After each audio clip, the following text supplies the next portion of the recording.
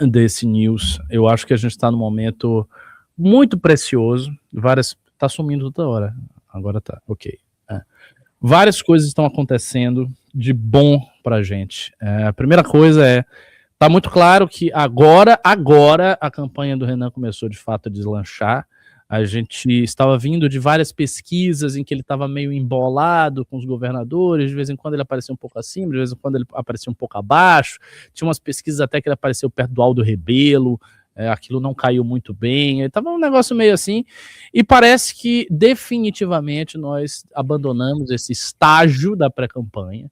A gente entrou num estágio de consolidação de um terceiro lugar, e eu creio que isso é uma notícia muito auspiciosa, muito importante para todos nós. Por quê? Porque é exatamente aquilo que a gente precisa. Nós precisamos, na pré-campanha, quando começar a campanha, quando começar a exposição mais séria, a gente precisa estar consolidado no terceiro lugar. É isso o que nós precisamos. Consolidado significa que a gente tem que estar afastado por uma margem de distância que não caia na margem de erro de todos os demais candidatos. Então a gente tem que estar numa posição olhando de cima para baixo, Caiado, Zema, qualquer um que esteja lá, né? Qualquer um que esteja nesse cenário. E eu acho que as últimas pesquisas indicaram que a gente está se firmando nessa posição. Então essa é a primeira notícia, é uma notícia muito, muito boa. O motivo disso acontecer, a razão principal disso acontecer é a excelente pré-campanha que o nosso pré-candidato a presidente está fazendo. O Renan tem feito uma pré-campanha muito melhor do que todos os demais pré-candidatos. Isso para mim está mais do que evidente. Ele está trabalhando muito nessa pré-campanha, está lutando muito nessa pré-campanha, de um jeito que os outros não estão fazendo. Ninguém está fazendo isso. Essa é a verdade, ninguém está fazendo isso. Ele fazer isso a essa altura do campeonato, com uma distância de vários meses da eleição, nos coloca numa posição diferenciada no meio do jogo. Veja, a gente não pode esquecer que quando for ter a campanha, nós vamos enfrentar o poderio econômico de partidos que tenham acesso a muitos milhões no fundo partidário. Isto não vai ser uma coisa simples, esses partidos têm muita grana, nós não temos praticamente nada de grana, então a gente tem que já tirar a diferença a partir daí. Então a gente já precisa tirar a diferença nesse início, e a gente está fazendo isso muito bem. Então essa é a primeira notícia aqui que eu queria afirmar. A segunda notícia que nos coloca numa posição muito legal é o que está acontecendo com os governadores. As campanhas dos governadores também estão indo muito bem. Nós estamos vendo aí governadores nossos pontuarem 5%, 4%, 5%. Kim Kataguiri, que ainda aparece como pré-candidato ao governo de São Paulo, pontuando 7%, 8%, 6%. Então, isso também nos coloca em terceiro lugar nos governos, o que é vital para o projeto como um todo. Vocês sabem que a nossa prioridade é eleger a maior quantidade possível de deputados federais, essa é a prioridade número 1 do movimento, ter a maior quantidade de votos de legenda e poder ultrapassar a cláusula de barreira, o que não é um desafio simples. Eu não sei se algum partido da história do Brasil que foi criado da forma como a missão foi criada ultrapassou a cláusula de barreira na sua primeira eleição. Eu não detenho essa informação. Partidos grandes que surgiram, geralmente surgiram por partição, ou seja, eram partidos que já existiam e apareceram pela divisão de partidos já existentes, né? E aí sim, talvez eles tenham já ultrapassado essas cláusulas assim que foram criados, mas um partido criado como a missão foi criado para ultrapassar a cláusula de barreira da primeira vez é coisa rara, é coisa muito rara, e é isso que a gente tem que buscar. E esse feito será tanto mais heróico e glorioso quanto mais difícil é a cláusula de barreira hoje para ser ultrapassada.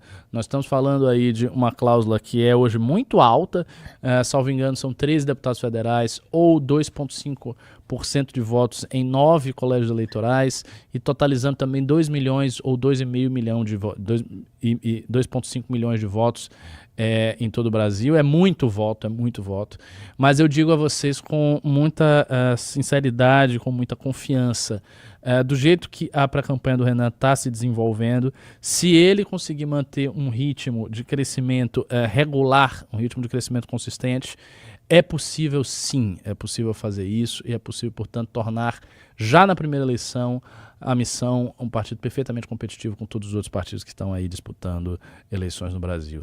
Sabe, o tanto que isso abre em termos de possibilidade de crescimento, assim, não dá nem para descrever. Nós estamos falando também, terceira coisa que eu queria salientar aqui, está aparecendo muita gente nova por conta das pré-candidaturas todas, muita gente que eu nem sabia que era do MBL, pessoas que eu nem conheci, nem conheço, na verdade, estão aparecendo aí, pipocando. Claro, esses são candidatos, muitos deles de primeira viagem, não são necessariamente candidatos grandes, não são necessariamente candidatos que tenham uma base eleitoral já consolidada, não são. Porém, nós temos a chance de consolidar estes candidatos.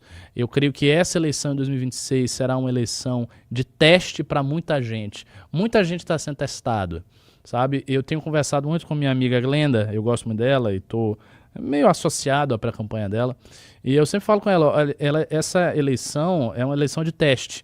Todo mundo está aí sendo testado. Todos os pré-candidatos vão ser testados para valer agora. A gente vai ver quem é quem tem voto, quem não tem, quem consegue fazer campanha, quem não consegue. E isso será determinante, certamente, para a gente dar mais atenção a esses candidatos. Por hora, nós temos pouca gente que já teve eleição. A gente tem aqui em São Paulo, Guto Zacarias, Kim Kataguiri, Renato Batista, são pessoas que já vieram de eleição, Macris, que já veio de eleição, algumas pessoas que já fizeram, sabe, já tiveram aí no pleito, mas é muito pouco, né? A maior parte dos nossos candidatos são candidatos de primeira viagem. Assim, eu diria que 99% dos nossos candidatos são candidatos de primeira viagem. Então, essa eleição é que vai definir se esses candidatos são bons ou não. Se eles têm apelo, se eles sabem fazer militância, se eles sabem fazer eleição, se eles sabem fazer campanha. É isso que a gente quer ver. E eu acho que esse é o momento. Essa é a terceira coisa. E a quarta coisa, nós estamos também no momento que o bolsonarismo não está bem. Flávio Bolsonaro cometeu um grande erro naquela votação desastrosa a favor da lei da misoginia. Aquilo ali foi uma traição à direita. Não que ele não tenha feito outras traições à direita ao longo do tempo, evidentemente que ele fez. Mas essa em particular pegou muito mal. Eu acho que ele perdeu pontos no seu eleitorado só por ter feito aquilo. Isso é uma coisa que vai ser explorada. Ele tá, o Flávio, com uma estratégia muito estranha, uma estratégia de tentar adquirir um voto do centro, um voto moderado. Essa é uma estratégia simplesmente que eu não acho que funcione. E ele está indo para essa estratégia, ele está metendo o pé na jaca, e isso é muito bom. Isso é muito bom. É muito bom que o Flávio não esteja bem. Então, é isso que eu tenho a dizer em resumo, e aqui eu posso, claro, explorar junto com o Junito as várias possibilidades que eu lancei aí. Mas é isso, senhores. Nós estamos num presente glorioso e esperemos que esse presente não fuja. Esperemos que não aconteça nada que possa manchar esse grande momento do Movimento Brasil Livre. Se você gostou do vídeo, não se esqueça de deixar seu like e se inscrever no canal para nos ajudar a crescer.